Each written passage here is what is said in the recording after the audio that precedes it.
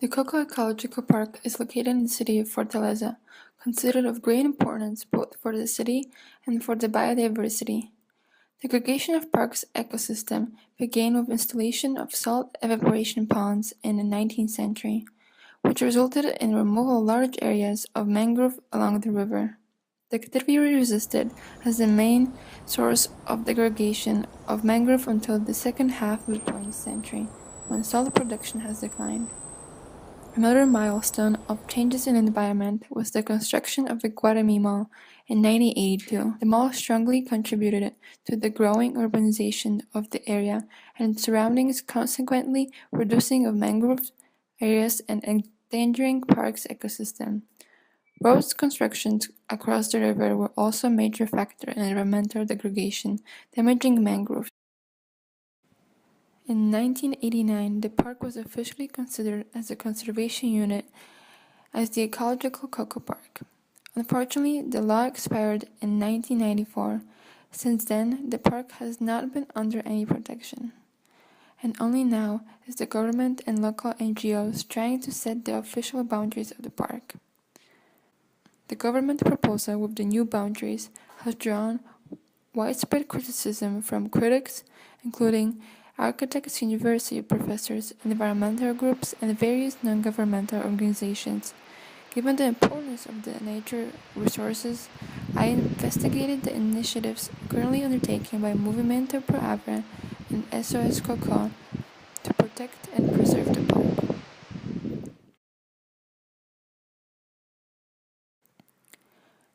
I began my research with meeting Leonardo, who is a member of Movimento Pro Avra. So, Movimento Pro Agri was created to promote the local biodiversity. In the mega diversity country, Brazil has the largest biodiversity in the planet.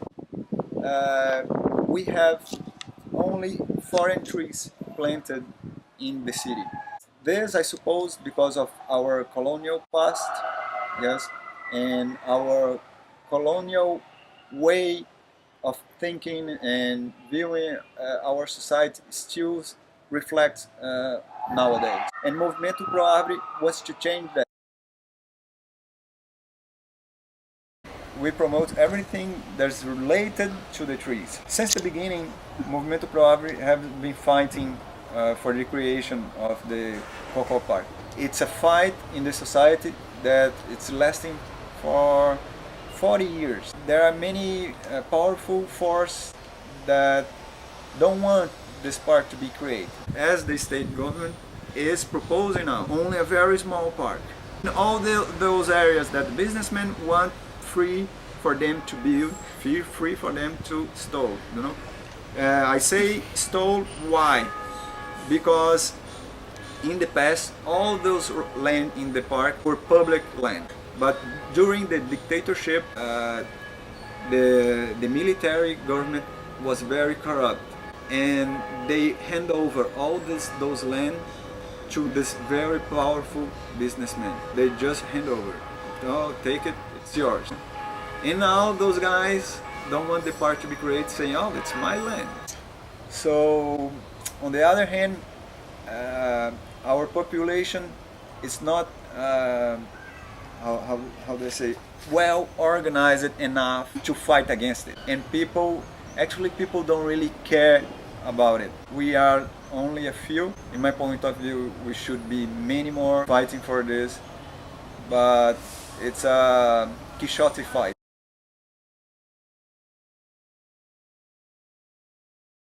During the second week of my research, Leonardo took me to the part of the park which is not included in the government proposal.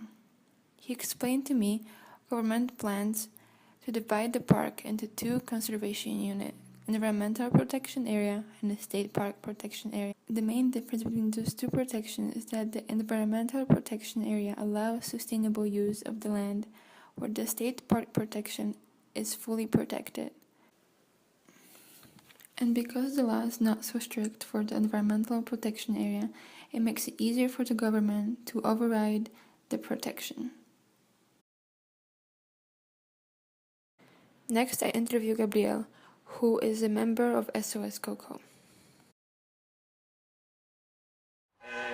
Como eu falei, o SOS Cocó ele tem como foco principal, desde a sua concepção, a regulamentação do parque e comunidade de conservação. Né? Essa é, digamos assim, a pauta central do SOS Cocó. Porque existem vários movimentos em Fortaleza, mas eles são, digamos, de forma geral, pegam o que tiver de pauta ambiental na cidade, eles pegam para proteger. Né? Você tem o ProArvore, você tem o ProParque, você tem vários movimentos que pegam de forma geral. E tem a Frente Ecológica de Fortaleza, né, que, digamos assim, são pessoas antenadas em tudo que for de sustentabilidade e ecologia na cidade. Já o SOS Cocó, ele se foca nessa pauta há décadas, né, se foca na pauta de regulamentar o Parque do Cocó. Então, ele é um grupo que, apesar de estar nos movimentos de base, nos movimentos de rua, ele é um grupo que foca, digamos assim, burocraticamente, em como conseguir legalizar, regulamentar o Parque do Cocó.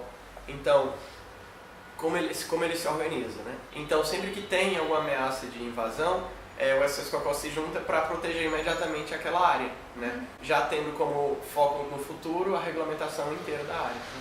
Mas como é muito comum o parque estar sempre sendo, como a gente chama, comido pelas beiradas, né? Que sempre por fora eles vão entrando, então a gente tenta imediatamente barrar isso para no futuro conservar a maior área possível. Então é mais ou menos assim. Tem. Por exemplo, como eu falei, o SOS Cocó, ele se envolve em movimentos de base, movimentos de massa nas ruas, né? Mas o foco principal dele não é esse, né? Inclusive nós já organizamos alguns movimentos de rua, exigindo a regulamentação do Parque do Cocó, algumas intervenções, por exemplo, esses viadutos que foram construídos, como eu falei, que teve a ocupação e tudo, teve uma cerimônia de inauguração desses viadutos com o prefeito, governador, depois de tudo ser feito, né? A gente reconhece a imensa, talvez seja a coisa mais importante, seja os movimentos de base, né? Os movimentos de rua, os movimentos de pressionar, levar para a mídia e tal. E a gente atua justamente no momento dando esse suporte legal, esse suporte burocrático, né? Já que tem essa pegada de direito ambiental no coletivo. Assim, uma interface entre a voz das ruas e o que os políticos e o que os governantes entendem, né? E a gente se munir das leis em nosso favor, né? Já que é um recurso que eles têm, geralmente a gente fica à parte, né? Mais ou menos por aí, sempre tendo o objetivo final de regulamentação.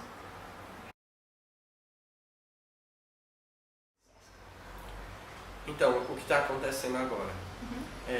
Foi criado no início do ano passado o chamado Fórum Permanente pela Implementação do Parque do Cocó, que foi um procurador que criou, o procurador-chefe da República, Alessandro Salles.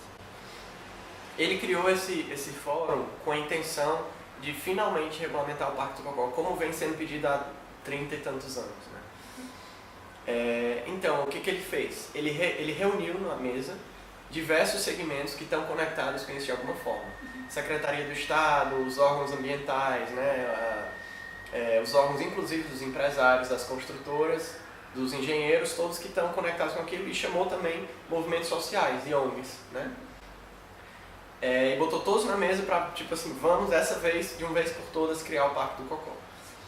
E aí nós trabalhamos por um ano, nos reunindo mais ou menos todas as quintas-feiras, e debatendo com biólogos, com geógrafos, com engenheiros, com arquitetos, com urbanistas, reunindo e criando o que a gente chama da poligonal do Parque do Cocó com a sua tipologia. My last interview was with Husti, who owns a mangrove museum and lives in a community in the park. Muitos se espera que o governo regularizasse esse parque há muitos anos. Isso é uma briga de 30, 40 anos. Mas a gente está num momento que esse desejo ele tem que ser bem casado, né? Bem feito, bem pensado. Porque não é só criar um parque, cercar esse parque com grades e deixar esse parque aí com uma serventia assim, muito voltada à questão do turismo, da exploração financeira. A gente tem que pensar no parque como um parque vivo, que é o que ele é. Então, esse momento agora ele está muito voltado à questão de como adaptar essa proposta, que é boa para todos, mas talvez não seja boa para a comunidade em si, e valorizar essa comunidade também, porque um parque sem vida, quer dizer, um parque só de animais e flores, ele está faltando algo a mais, que é a questão do viver, que é a vida humana. Um serve para o outro, né? Mesmo que as pessoas não entendam isso, tem muita gente que acha que mata é para se cortar, é para fazer carvão, e tem outras pessoas que vê a mata como um laboratório vivo. Laboratório de ciência, laboratório de planta, laboratório de remédio, laboratório de ar, de vida, de criação dos nossos pequeninos. Então, assim, é preciso que se veja os parques, não aqueles parques fechados, mas os parques de uma forma aberta, onde se possa se ter vida, onde se possa se ter convivência e onde se possa se ter espiritualidade, que faz parte também desse parque. Então eu quero assim deixar essa mensagem que a luta não é por uma só comunidade. A luta é por todas as comunidades que estão hoje ao entorno desses parques, dessas áreas verdes, né? Não só parque, mas lagoas, rios, dunas, praias, pé de serra, nascente do rio, que elas precisam ser respeitadas, é preciso que se dê a elas condições de vida, até obrigações de vida, porque elas estão como guardiões daqueles locais, e que se possa ter essa harmonia. O meio ambiente ele não é uma vitrine para ficar fechada só para visualização. Ele é um local que deve ser respeitado, mas deve ter também a sua contribuição aos seres, todos eles vivos, né? Eu acho que é basicamente isso aí, é onde a gente está querendo, pelo menos é o que eu acho que deva ser certo, até porque assim, a gente tem hoje que proteger não para nós, mas para aqueles pequeninos que estão ali e para os filhos deles que virão, porque senão qual será a nossa função aqui? I like to say that, as I said, it's everywhere, this human behavior, and that people should look the environment, but not only look, but to live the environment, you know, to go back to the forest, not to live in the forest like in the past, but to realize how important it is, and to get connected with this environment again, you know, and to really protect it, and fight against capitalism, because capitalism is going to destroy all of us.